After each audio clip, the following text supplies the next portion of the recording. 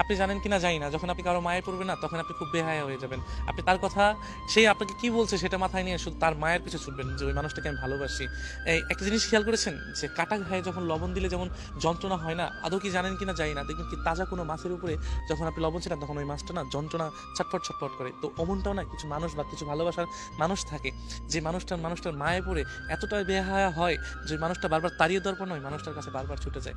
আমরা ভালোবাসাগুলো না এরকমই দেখি, যদি একবার কারো মায়ায় পড়ে যায় সেই মানুষটা যতই খারাপ হোক এবং যতই নিকৃষ্ট হোক, আর ওই মানুষটা যতজনের কাছেই যাক না কেন, আমরা শুধু ওই মানুষটার কাছে ফিরে যাই যে না ওই মানুষটাকে আমাকে লাগবে। এর জন্য মায়া বড় খারাপ একটা জিনিস।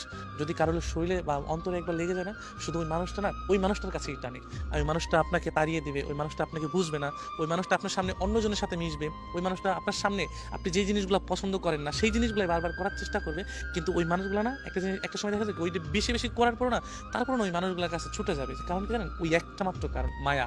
এই জন্য মায়া জিনিসটা আমাদের ভিতরে এমনভাবে দেওয়া হয়েছে যে নারী মায়া লাগানোর দিক দিয়ে শ্রেষ্ঠ, অভিনয়ের জন্য শ্রেষ্ঠ, ছলনাময়ের দিক দিয়েও শ্রেষ্ঠ, সব দিক দিয়েই শ্রেষ্ঠ। কারণ এই নারীর কারণেই আজ নারীর কারণে আমরা হয়তো পুরুষের সাথে দ্বন্দ্ব করি, এই নারীর কারণে হয়তো আমরা পরিবারের সাথে দ্বন্দ্ব করি, এই নারীর কারণে বন্ধু বান্ধবকে চিনি না, এই নারীর কারণে সমাজের অনেক যেগুলো অসামাজিক কাজ সেগুলো আমরা করে থাকি একমাত্র এই নারীর মায়ার কারণে।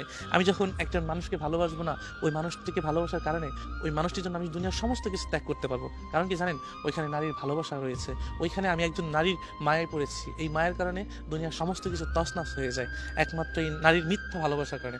নারী যদি কোনো পুরুষকে একবার মিথ্যা মায়ায় ফেলতে পারে না, ওই পুরুষ দুনিয়ার সমস্ত নিকৃষ্ট কাজটুকু করতে পারে। আর ওই পুরুষ যদি ওই নারীকে না পায় তাহলে ধ্বংস হইতে ওই পুরুষের এক সেকেন্ডও সময় লাগে না। একজন নারী পাশে থাকলে ওই পুরুষ যেমনটা শক্ত হতে পারে, যেমনটা নিজেকে শক্ত করে দুনিয়ার সমস্ত ভালো কাজগুলো করতে পারে, দেখা যায় কি ওই পুরুষই আবার ওই নারীর কারণে দুনিয়ার সমস্ত কিছু এলোমেলো করতে পারে। এটাই নারীর ভালোবাসা। নারীর মায়া বড়ই অদ্ভুত, যেটা কিনা সব নারী বুঝতে পারলেও না সব পুরুষের সাথে থাকতে চায় না। কারণ নারীর ছলনায় অনেক পুরুষ আছে ধ্বংস হয়ে গিয়েছে, অনেক পুরুষ আছে যারা কিনা নিজের সমস্ত কিছু সব কিছু শেষ করে ফেলেছে। এটাই নারীর ভালোবাসা। যখন আপনি কারো মায়ে পড়বেন তখন দেখবেন কি আপনি এতটাই বেহায়া হয়ে গেছেন যে সেই মানুষটা কুকুরের মতো আচরণ করলেও না আপনি তার কাছে বারবার ছুটে যাচ্ছেন।